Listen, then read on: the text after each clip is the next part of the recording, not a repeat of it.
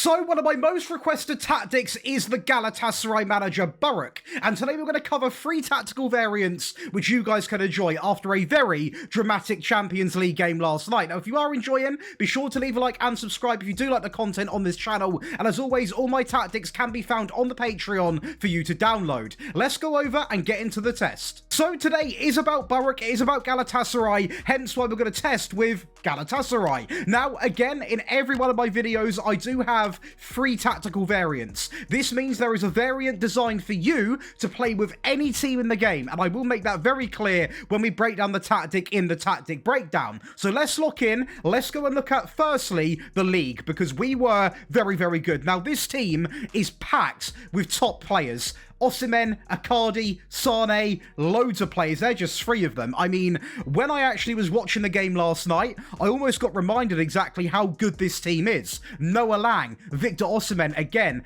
performing so well in this game. 180 goals, 24 clean sheets, and looking at the team, we don't lose a single game. 33 wins and just 1 draw. Now, is it to be expected with Galatasaray? Yes and no. I mean, Fenerbahce, very, very close in this game in terms of going really, really toe-to-toe. Apart from that, no real other teams. Besiktas can put up a fight, but they had an awful season in this save file. So, I will say, it's not expected to maybe do this well. It's expected to do very well, but when you look at a tactic that is scoring, you know, 5.3 goals a game, 0.4 conceded, it is absolutely mind-blowing. Now, I always put a lot of effort into these tactics to ensure that you can use this with a smaller team. That being if you're playing as a team like Sunderland, or you're playing with like Coventry, or someone like that, we are going to have a tactic for you in this video. So it's important you don't just get the first tactic and go, because it will not be for small teams. Now, if you're wondering why I don't test with more than 1 team on this channel, it's a very valid question.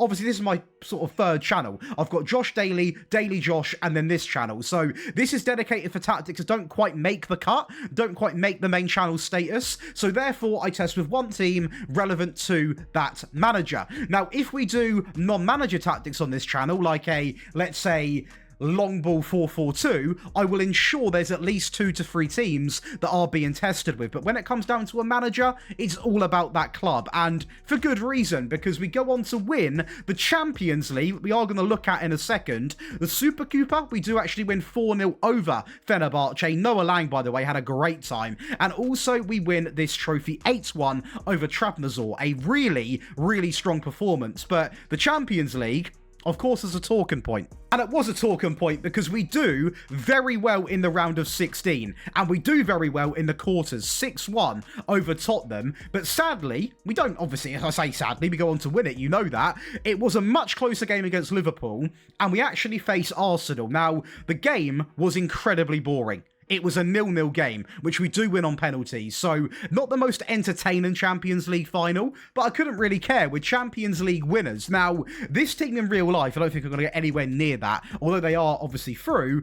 They looked pretty ropey last night. It was a little bit of a, oh, do they even deserve to go through? So let's go and pick out a good game here to watch, with plenty of goals, plenty of fun. Sit back, let's get into it. And to be honest, there was a lot of games we could choose from, but I went with this one. It is going to be a 7-0 win, and obviously that is why I picked it out, because there is a lot of goals, it's a lot of fun, and you can really see where the goals come from. Now, this is, for me, genuinely was one of the funner tactics I have made in a long time, based around an actual manager. I really love Turkish football. I love my Turkish audience. I've been to Turkey about 5 times. I absolutely love it. It's a really, really good place, and it means a lot to me, because whenever I have an interaction with a Turkish fan, it's really, really nice. You know, they're always so welcoming, and they always say like, oh, you know, what's your favorite team, all of this. I've even been invited out by a Turkish fan to go and spend some time with him and his family, which is absolutely crazy, and it means the absolute world. So yeah, the Turkish fans have got a lot of passion, and therefore I would quite happily deep dive into as many managers as you want that are in the Turkish league. league. So if you are a Turkish fan, whether it's Galatasaray or another team, even lower down in the divisions, you can, of course, request it by leaving a comment below, because I've got a serious amount of love for your country. Genuinely a serious amount of love. So, yeah, with that nice message being said, as we carry on just absolutely destroying the opposition here. I mean, we are, at this point, maybe 6 goals up, maybe 7 goals up. There was 7 goals in total, and as you can see, the goals were a mixed bag of quality. That one, in my opinion, being the best one from Gundogan. A fantastic finish and a ridiculous game. And now it's time for the tactic breakdown. If you are enjoying, be sure to leave a like and subscribe and whack the sub below, because this is a new channel and we're pushing towards 1k subs. Now again, there's going to be 3 tactical variants today, and it does depend what team you're playing as to what tactic you need. So let's quickly go through that. The last tactic we're going to go over is going to be a underdog tactic, therefore an underdog team. The attacking version is for a top team to switch to when you're chasing more goals. You can switch to it with a smaller team, but personally I wouldn't. And the first one we're going to go through is what I play majority of the games with, apart from when I needed to go that little bit more attacking. So let's go through this version first. Again, let's lock in. This is going to be serious, this. I do love a bit of Turkish football. Clean slate on the positive mentality is going to be selected. We are then going to use a goalkeeper who simply is going to be on the default instructions. So nice and simple, in and out of possession. As we go on to the right back, there is going to be a wing back on stay wide, run wide, cross from the byline, and simply default. Going on to the left back, the full back, a little bit different. Make more runs, run wide, stay wide, and also tackle harder. A ball playing centre back is going to come in simply on default and then also tackle harder. Another ball playing centre back on default and also tackle harder. So quite an attacking back line in sense of the wing back and the full back, which does mean that especially in the deeper areas, we have got a couple of more passive roles. Now, we have got a box-to-box who will be going forwards, but obviously that role will also come back and help defend, and out of possession, he is sitting quite deep. But this box-to-box, make more runs, shoot more, take more risks, and also tackle harder. The DM next to him, simply on default, and then tackle harder. Going on to the attack, we've had the ability to use a lovely mixture of player roles. Through the middle, an AM, with a lot of instructions because he is allowed to express himself in that Turkish league. Move into the channels, roam, dribble more, make more runs, shoot more, and take more risks. And then on the default, going on to the wings, obviously I'll say Sane didn't really impress me yesterday. He didn't really seem to be that committed.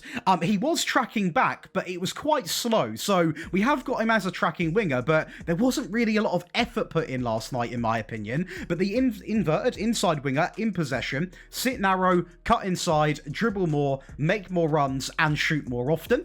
Default out of possession. On the left, cut in, dribble more, make more runs, and also default out of possession. Now, again, any part of this video, you want to grab all of these Patreon perks. It includes every tactic I make, all 3 variants for every tactic, a console and mobile version. That is tactics from this channel, Josh Daily channel, and Daily Josh. There was 8 tactics released yesterday over on Patreon. You get set pieces, training, one-on-one tactical help, rebuild files, early access, priority in the requests, access to giveaways, ad-free viewing, and so much more. Make sure you come over to the Patreon, where this month there is a staggering 30% off. I'll see you over there. But going on to the last role, it is going to be the CFD, roaming, dribbling more, shooting more, and then default. Now, out of possession, we defended a 4-2-4, which actually does take up the shape of a 4-2-3-1, because this player will drop back a little bit, and it will revert back into that shape. So the CFD to CFD, the AM to a TCF, the winger to a tracking winger,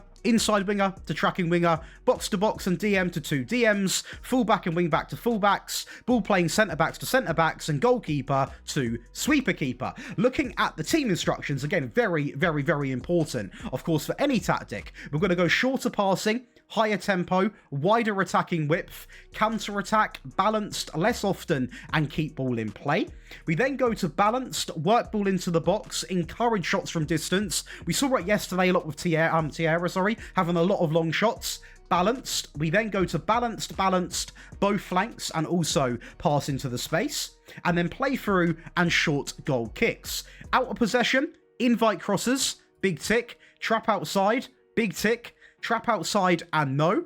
And then the high press, the higher defensive line, more often counter press, and also get stuck in. And that will give you tactic number 1. Tactic number 2, a little bit more attacking. Now, you'll probably notice there is next to no changes. In fact, there is no changes in terms of player roles in possession. Out of possession, we now use 2 pressing fullbacks opposed to normal fullbacks, so a little bit of a change. The wing back on the right-hand side is simply going to have take more risks being added to that passing, and in fact it is going to be the same for the left back as well. So they are just going to be a little bit more risk taken, which is exactly what you want in a more attacking version. Now again, this tactic is to be switched to when you're in need of a goal. I wouldn't really suggest you go into many games starting like this because it's very attacking. The mentality actually goes up to attacking. The box-to-box and the DM do remain the same. The inside winger, of course, already is very, very attacking, as is the winger on this side as well. They already are doing their job to a very, very high level. They're already committed quite forward, so we don't change too much, to be honest, apart from the pressing fullbacks, the mentality, and the team instructions, where we are going to add much higher, be more expressive, of course, significant changes there. This stuff remains the same, as does this, as does this. You can add distribute quickly. I personally didn't. And out of possession, again, not going to waste your time today. All of this stuff remains the same for these 3. There are changes here, though. Much higher, high press, more often, counter press, and also get stuck in. So a lot of the changes are done in the team instructions and the mentality. Very minute changes being made to the actual player roles, but it will help with all of those small things adding up to one big change, making it going more attacking. The defensive version is a lot different.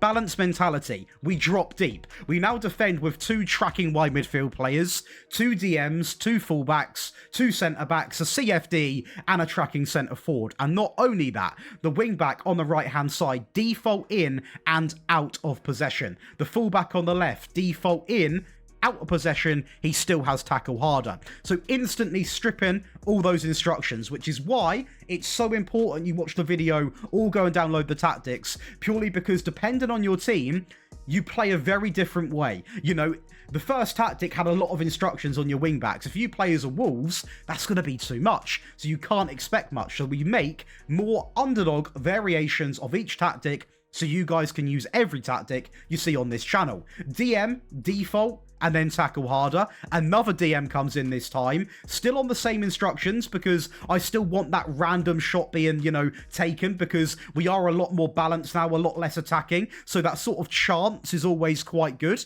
with tackle harder. The AM through the middle does remain the same. The Y players, for example, shorter passing and default. The left-hand side, shorter passing and default, with the CFD remaining the same. So significant changes, seriously big changes.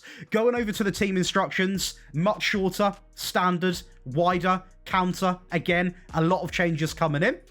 Discourage, again, massive changes. Work ball into the box, a lot more of a less risky possession-based system. Balanced, discourage, and both flanks, and then play through and also short goal kicks. Out of possession, invite crosses, trap outside, and then standard line. Balanced defensive line behavior, get stuck in, counter press more often, and the high press. And that will give you 3 very good versions of Buruk's Galatasaray. If you have enjoyed, be sure to leave a like and subscribe. And as always, you guys can go over to the Patreon and download all of them in one simple click. But yeah, I hope you've enjoyed today. I'll be catching you in the next one.